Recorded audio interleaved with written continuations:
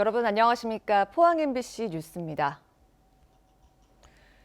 오늘 외출하실 때는 옷차림에 더 신경 쓰셔야겠습니다. 오후부터는 찬바람이 강하게 불면서 기온이 크게 내려가겠습니다. 급격한 온도 변화에 면역력이 떨어지지 않도록 건강관리 잘 해주시기 바랍니다. 조주경 기상캐스터입니다. 오늘 아침 집을 나설 때는 어제보다 더 든든하게 챙겨 입고 나오셔야겠습니다. 아침 기온은 크게 낮지는 않은데요. 오늘 오후부터는 찬바람이 강해지면서 퇴근길 무렵은 기온이 뚝 떨어지며 춥겠습니다. 아침까지는 곳곳에 비가 조금 더 내리겠지만 양이 많지는 않겠습니다.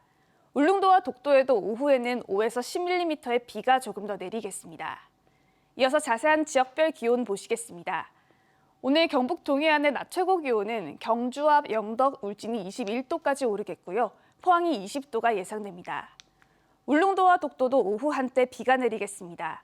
낮 최고 기온 울릉도 18도, 독도 19도가 예상됩니다. 동해상에서도 오늘 오락가락 비가 내리겠습니다. 바다의 물결은 동해 전해상에서 최고 2m까지 일겠습니다. 내일부터는 기온이 5도가량 뚝 떨어지면서 춥겠습니다.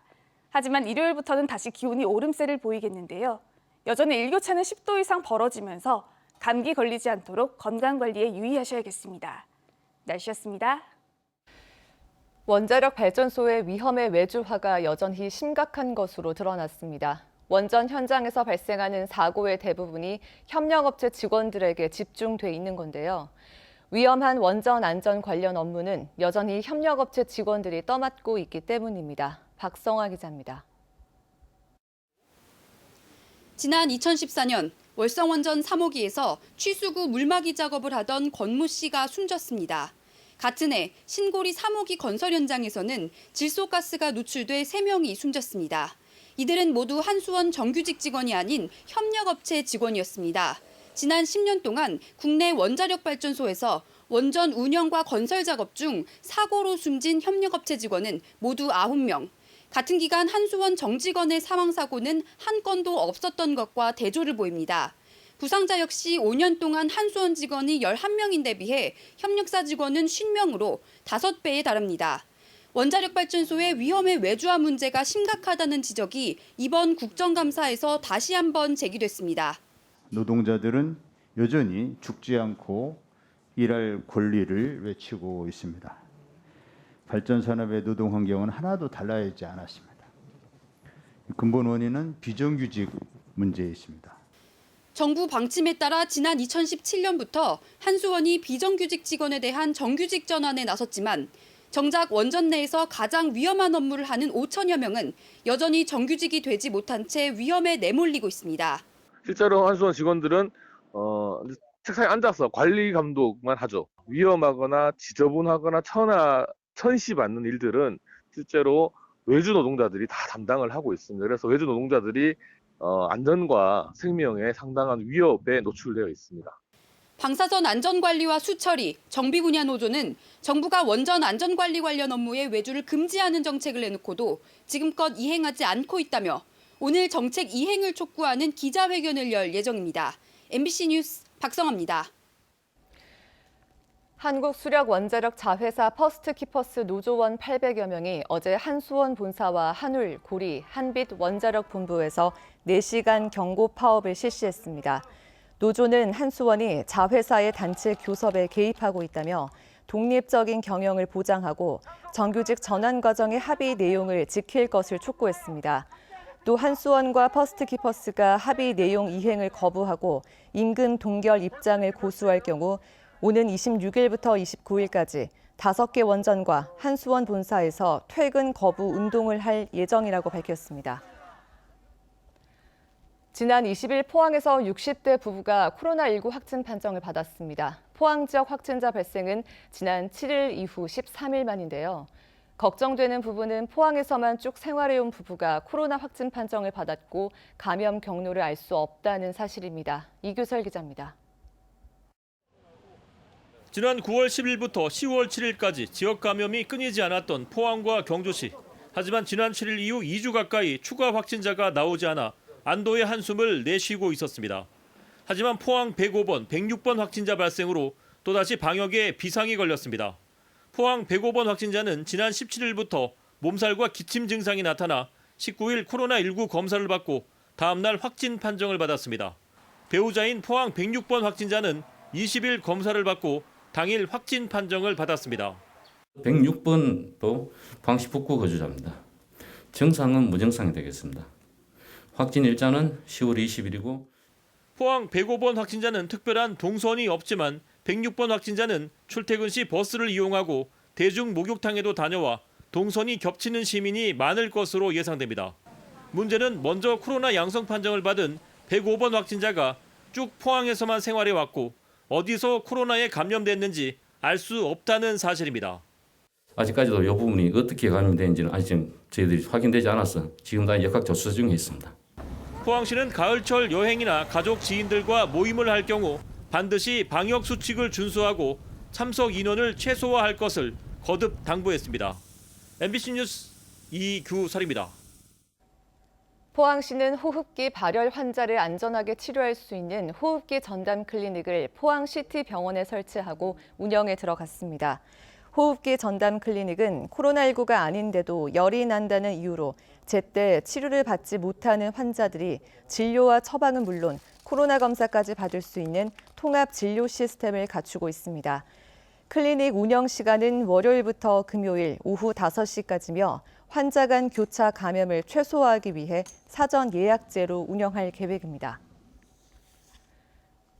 대구에서도 70대 남성이 독감 예방 접종을 한 뒤 숨졌습니다. 전국적으로 지금까지 11명의 사망자가 나왔는데요. 보건당국은 같은 날 같은 백신을 맞은 시민들을 대상으로 전수조사를 하고 있습니다. 윤영균 기자입니다. 그제 정오쯤 대구시 동구의 한 의원에서 70대 남성이 무료 독감 백신을 맞았습니다. 하지만 40분 뒤 식사하다가 의식을 잃어 병원 응급실로 옮겨졌고 12시간 만에 숨졌습니다. 숨진 남성은 파킨슨병과 만성 폐쇄성 폐질환, 부정맥 심방세동 등의 기저질환이 있었습니다. 숨진 남성이 맞은 백신은 질병관리청이 어르신 무료 접종용으로 공급한 것으로 유통 과정에서 상온 노출이 의심되거나 백색 입자가 검출된 제품은 아닌 것으로 조사됐습니다. 질병관리청은 이 남성이 예방접종 때문에 숨졌는지 밝히기 위해 역학조사를 하고 있습니다. 대구시는 해당 의원에서 무료 독감 예방접종을 한 90여 명을 대상으로 전수 모니터링에 들어갔습니다. 같은 날 같은 백신을 받으신 분들 대상으로 지금 전화 모니터링 일일이 다 하고 있는 중이고요. 지금 모니터링 확인되신 분들 중에서는 이렇게 특별히 이상이 있으신 분들은 없었습니다. 보건당국은 몸 상태가 좋은 날 독감 예방 접종을 하고 평소 앓는 질병은 의료진에게 반드시 이야기하는 한편 독감 예방 접종 뒤에는 병원에서 30분 정도 머물며 몸 상태를 확인해 달라고 부탁했습니다. MBC 뉴스 윤영균입니다. 경상북도 국정감사에선 대구 경북 행정통합을 너무 성급하게 추진하는 것 아니냐 하는 우려가 여야를 가리지 않고 터져나왔습니다. 이런 신중론은 국회뿐 아니라 통합 절차를 마련하고 있는 공론화위원회 내부에서도 확산되고 있습니다. 홍석준 기자입니다. 대구 경북 통합 절차를 정하는 공론화위원회. 본격적인 첫 회의부터 통합 당위성에 의구심을 나타내는 의견들이 쏟아져 나옵니다. 경쟁력이 약화된 것이 통합이 안 돼서 그랬다 그러면은 그게 논리가 되는지, 그럼 다른 광해 시도는 통합을 하고 있었나요? 더 많이 기여할 테니 우리에게 뭘 달라. 논리가 이렇게 가야 되는데 특례를 요구해서 기왕에 받아오던 거는 지킬 수 있도록 해야 된다고 말씀하셨거든요. 사실은 더 많은 직할을 받자라는 식으로 들립니다. 대구 경북 통합으로 보조금이 줄어들 것에 대비해 재정 특례를 정부에 요구하겠다는 건데 만약 특례가 무산되면 통합의 실익이 있는지도 논란이 됐습니다. 해외 사례로 제시된 일본 오사카 통합의 경우 그 취지와 성격이 우리와 전혀 다른데도 무리하게 끼워 맞췄다는 지적도 적지 않았습니다. 오사카시는 오사카 부에 산하에 있는 도시입니다. 그러니까 광역 통합이 아니죠. 상위기관이 하위기관을 통합한 거기 때문에 이걸 좀 광역 통합이라고 그렇게 하는 것도 좀 그렇고. 오사카 같은 경우는 도쿄에 대한 대항마다 이런 이야기인데 우리는 좀 수도권에 대한 대항마로서 나가는 건 아니지 않습니까? 그죠? 어떤 제2의 지역이 필요하다 이런 논리를 개발하는데 그걸 또 어불성설이죠. 우리는 세종시가 있어요. 관련 조례 하나 없이 진행되는 공론 과정과 공론화위원회의 법적, 정치적 취약성도 도마에 올랐습니다. 공론화 구상에 대한 합법적 권한에 대한 분석이 없이는 이 공론에 대한 예를 들어 수용성, 과정성 이런 부분이 뒷부분이 다 무너져요. 행정통합 초안의 허점이 곳곳에서 확인되면서 위원회는 별도의 연구단을 통해서 기본 구상안을 원점에서 재검토하기로 했습니다. 국회에 이어서 공론화위원회에서도 행정통합 신중론이 확산되면서 시 도지사가 주도하던 통합 속도전에 제동이 걸릴지 주목됩니다. MBC 뉴스 홍석준입니다. 코로나19에 따른 사회적 거리 두기가 완화되면서 그동안 중단됐던 경주 지역 문화예술 행사가 차츰 재개될 예정입니다. 지역 예술인과 함께하는 뮤직스퀘어가 오는 24일부터 다음 달 8일까지 매주 토요일과 일요일 봉황대와 첨성대 광장, 황리단길 등 4곳에서 열리고 경주시립예술단 신라고취대 공연이 오는 28일 경주 예술의 전당에서 펼쳐집니다. 또 문화재를 활용한 야간 문화 행사인 경주 문화재 야행이 오는 30일부터 4일간 교촌 한옥마을 일원에서 진행될 예정입니다. 울진군이 해양과학단지에 입주한 관련 연구기관 등을 활용해 해양과학 중심도시 조성에 본격 나섰습니다. 올해부터 수중 글라이더 운용센터 설립에 들어갔고 해양 감측망 구축과 환동해 심해 연구센터 유치도 준비하고 있습니다. 임재국 기자입니다. 울진군 죽변면 후정리 해안가에 조성 중인 경북해양과학연구단지입니다. 해양 관련 연구시설인 한국해양과학기술원 동해연구소와 환동해 산업연구원이 들어섰습니다. 지난 7월에는 국내 첫 해양과학 전시교육기관인 국립해양과학관이 문을 열었습니다. 해중 전망대 등 다양한 시설이 조성돼 꾸준한 인기를 모으고 있습니다. 울진군이 해양과학연구단지 내 연구시설 등을 기반으로 해양과학 중심도시 조성에 본격 나섰습니다. 우선 과학연구단지 내 4만 3천여 제곱미터의 최첨단 수중 글라이더 부품 개발과 운용센터 설립을 추진합니다. 지난 4월 해양수산무 공모 사업에 선정됐고 경북대 산학협력단과 함께 오는 2024년까지 227억 원을 들여 운용센터를 구축합니다.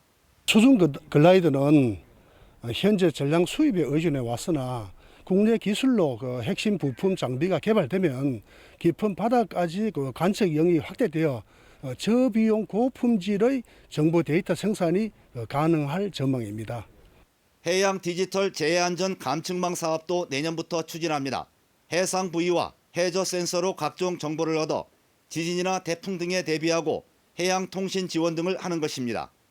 1,000억 원 규모의 사업 추진을 위해 울진군은 지난달 용역을 마쳤고 해양수산부와 기상청, 해군 등과 협의에 들어갔고 환동해 심해 연구센터 설립 유치에도 나서기로 했습니다. 일자리도 창출되고 또 지역 경제도 활성화돼서 명실상부한 대한민국의 환동의 해양 기지로서의 역할을 하고 그다음 대학원도 유치를 할 그런 계획을 가지고 있습니다. 한편 울진군은 예비 타당성 조사와 국비 예산 확보 등을 거쳐 오는 2026년까지 해양과학연구단지 추가 조성 사업을 마무리하기로 했습니다. MBC 뉴스 임재욱입니다. 울릉도 독도에 서식하는 해양 보호 생물의 현황을 살펴보고 동해 연안 생태계 건강성 보전을 위한 세미나가 어제 포스텍 국제관에서 열렸습니다. 세미나에서 최영웅 박사는 최근 동해안에서 보호 생물인 해마가 자주 발견되고 있다며 동해안 해마의 서식 정보 축적을 위해 해마를 경북의 지역 생태계 지표 생물로 설정하고 활용할 필요가 있다고 주장했습니다. 김일훈 박사는 바다거북은 국제적 멸종 위기종인데 폐사체 장내에서 해양 쓰레기가 발견되는 경우가 있다며 서식지의 보전 체계 마련이 필요하다고 말했습니다. 경주시의회가 오는 26일부터 열리는 임시회를 앞두고 지역 현안에 대한 심도 있는 논의를 하고 있습니다. 문화행정위원회는 시립미술관과 문화예술창작소 건립, 보문호 케이블카 설치 사업 보고를 받고 문제점을 점검하고 있으며 고도보존 및 육성에 관한 조례와 동천, 황성, 도시숲 조성을 위한 지방채 발행 동의안에 대해 논의하고 있습니다. 경제도시위원회는 천연기념물 경주계 동경이 활성화 계획과 포항 지역 공항 활성화를 위한 재정 지원 조례 등을 심의하고 있습니다.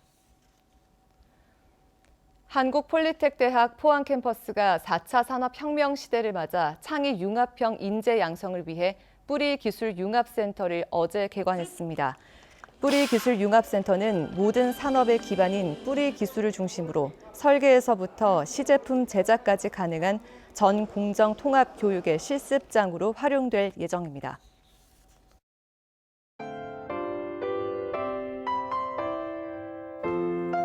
오늘 아침 집을 나설 때는 어제보다 더 든든하게 챙겨 입고 나오셔야겠습니다. 아침 기온은 크게 낮지는 않은데요. 오늘 오후부터는 찬바람이 강해지면서 퇴근길 무렵은 기온이 뚝 떨어지며 춥겠습니다. 아침까지는 곳곳에 비가 조금 더 내리겠지만 양이 많지는 않겠습니다. 울릉도와 독도에도 오후에는 5에서 10mm의 비가 조금 더 내리겠습니다. 이어서 자세한 지역별 기온 보시겠습니다. 오늘 경북 동해안의 낮 최고 기온은 경주와 영덕, 울진이 21도까지 오르겠고요. 포항이 20도가 예상됩니다. 울릉도와 독도도 오후 한때 비가 내리겠습니다. 낮 최고 기온 울릉도 18도, 독도 19도가 예상됩니다. 동해상에서도 오늘 오락가락 비가 내리겠습니다. 바다의 물결은 동해 전해상에서 최고 2m까지 일겠습니다. 내일부터는 기온이 5도가량 뚝 떨어지면서 춥겠습니다.